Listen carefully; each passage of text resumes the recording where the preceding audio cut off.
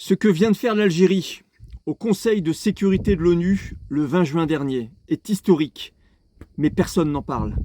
Écoutez. Il pensait que personne n'oserait. Mais l'Algérie vient de faire trembler les murs de l'ONU en s'attaquant au plus grand tabou du Moyen-Orient, les armes nucléaires israéliennes. Ce que vous allez entendre est tout simplement sans précédent. Pour la première fois depuis des décennies, un pays arabe prend la parole au Conseil de sécurité des Nations Unies et exige, sans trembler, une inspection des installations nucléaires israéliennes. Un acte de courage diplomatique rarissime qui place l'Algérie sous les projecteurs du monde entier. Mais que s'est-il passé exactement? Et pourquoi cette intervention pourrait bouleverser l'équilibre géopolitique mondial? Le 20 juin 2025, à New York, une séance du Conseil de sécurité se tient sur fond de tensions explosives entre Israël et Iran. Alors que la majorité des grandes puissances se murent dans un silence complice ou soutiennent discrètement Tel Aviv, un homme prend la parole, Ammar Benjama, ambassadeur permanent de l'Algérie aux Nations Unies. Calme, posé, mais ferme, il attaque d'emblée: les justifications d'Israël pour frapper l'Iran ne tiennent pas. Ces attaques sont, selon ses mots, une violation flagrante de la Charte des Nations Unies. Puis il lâche la bombe diplomatique. Une question que personne n'ose poser à l'ONU depuis des décennies. Pourquoi les installations nucléaires israéliennes échappent-elles à tout contrôle international? La salle retient son souffle. Ce moment est historique. L'Algérie, seule contre tous, met les pieds dans le plat. Ammar Benjama enchaîne. Il rappelle que l'Iran, pourtant accusé régulièrement, accepte la présence constante d'inspecteurs de la AIEA sur son territoire. Pire encore pour Israël, le directeur de cette même agence, Raphaël Grossi, a déclaré récemment à CNN que son institution ne dispose d'aucune preuve d'effort systématique de l'Iran pour se doter de l'arme nucléaire. Alors, pourquoi ce silence international sur Israël? Pourquoi l'un est inspecté, soupçonné, surveillé, tandis que l'autre, détenteur avéré de l'arme nucléaire, opère dans l'opacité la plus totale? Et Benjama ne s'arrête pas là.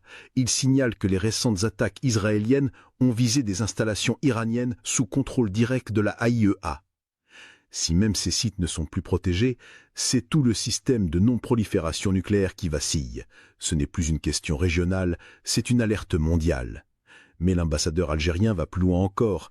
Il remet en question le discours des puissances occidentales qui soutiennent l'argumentaire israélien au nom de la sécurité mondiale. Il dénonce une politique du deux poids deux mesures. Il rappelle un fait que beaucoup préfèrent oublier.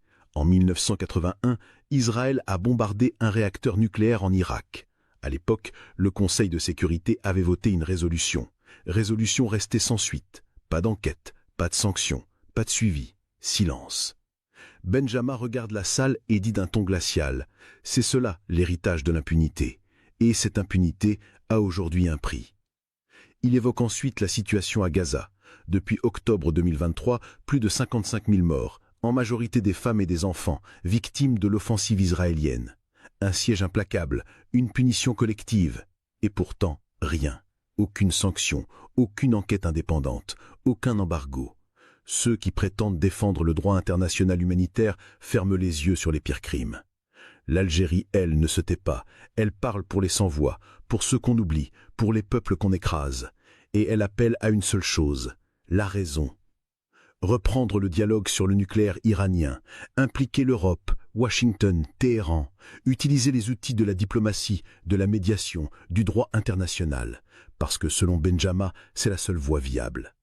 Mais ce discours pose un véritable problème à l'ordre international tel qu'il est conçu aujourd'hui, car en exigeant des comptes à Israël, l'Algérie remet en question un système où le droit semble être au service de la force, où certains États peuvent tout se permettre, tandis que d'autres sont punis pour le moindre soupçon. C'est ce que le diplomate appelle le deux poids deux mesures. Et cela, selon lui, détruit la confiance dans les institutions internationales. L'ONU elle-même est en cause. Pourquoi, depuis 1981, n'a-t-elle jamais exigé une inspection des installations nucléaires israéliennes? Pourquoi tant de missions? Pourquoi ce silence? L'Algérie, aujourd'hui, refuse de se taire. Et ce n'est pas un hasard. Depuis toujours, elle se tient du côté des principes. Déjà dans les années 60, elle dénonçait les essais nucléaires français dans le Sahara. Elle a toujours soutenu le désarmement global, la transparence, l'équité. Ce 20 juin, elle reste fidèle à cette ligne, mais elle franchit un cap. Elle confronte l'hypocrisie à visage découvert. Ce discours, ce moment, est un tournant. Dans la salle du Conseil de sécurité, Ammar Benjama prononce cette phrase. « Les installations nucléaires d'Israël n'ont jamais été placées sous la garantie de la IAEA. Ce Conseil de sécurité n'a jamais reçu aucun rapport de suivi. C'est l'héritage de l'impunité. » Le silence qui suit en dit long. Personne ne répond, mais tout le monde comprend. Ce jour-là, l'Algérie n'a pas fait qu'un discours. Elle a ouvert une brèche, une faille dans le mur de l'Omerta. Elle a dit tout haut ce que beaucoup pensent tout bas. Et elle l'a fait à la face du monde, avec courage, avec clarté, avec dignité. Israël, ses alliés, mais aussi les institutions internationales devront maintenant répondre. Pourquoi Israël échappe-t-il au contrôle de la IAEA? Pourquoi ne pas exiger les mêmes règles pour tous? Pourquoi cette impunité, encore et encore? L'Algérie vient de poser la question que personne n'avait osé poser, et le monde entier désormais regarde. Bravo, hein. Un grand bravo à cet ambassadeur algérien, Ammar Benjama, d'avoir le courage de poser les questions que personne n'ose poser. Il y a quand même des choses dans ce monde qui sont compliquées à comprendre. Comment un aussi petit pays qu'Israël, grand comme 2 départements français, arrive à imposer sa loi au monde. Quoi qu'elle décide de faire, ce sera forcément bien et ce sera soutenu par tous les plus grands pays occidentaux. Alors vous savez, on a l'impression qu'Israël a le totem d'impunité. Et elle n'est pas prête à le lâcher, son totem. Parce que c'est un peu comme un super pouvoir. Elle peut faire tout ce qu'elle veut. On ne lui dira jamais que c'est mal. Au contraire même. On trouvera toujours une excuse pour dire que c'est bien. Et si vous n'êtes pas d'accord, de toute façon c'est illégal de ne pas être d'accord. Parce que si vous n'êtes pas d'accord, ben vous êtes antisémite. Alors c'est vrai, il y en a marre. Il y en a marre de voir Israël attaquer tous ses voisins, le Yémen, la Palestine, l'Iran, sans que rien ne se passe. Parce qu'il y a toujours une bonne excuse pour attaquer, comme l'Iran évidemment. L'Iran, c'est pour protéger le monde contre les attaques futures des bombes atomiques iraniennes.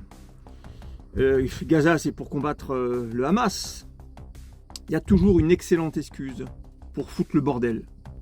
Heureusement qu'il y a encore des gens qui ont du courage, comme Ammar Benjama, cet ambassadeur algérien, qui a osé dire stop à cette impunité d'Israël.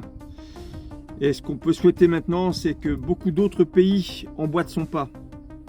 Vous qui me regardez et qui êtes algérien ou d'origine algérienne, franco-algérien, vous pouvez être fiers de votre pays. L'Algérie est un grand pays. Vous serez d'accord avec moi pour dire que cette vidéo doit être partagée un maximum. Il faut que l'information circule. Si vous êtes d'accord avec moi, likez-la, partagez-la évidemment. Mettez un mot dans les commentaires, juste un mot. Mettez liberté, Algérie ou ce que vous voulez, ça aidera l'algorithme à diffuser la vidéo. Et puis si vous n'êtes pas abonné, abonnez-vous. C'est important pour la chaîne. À très bientôt pour une prochaine vidéo.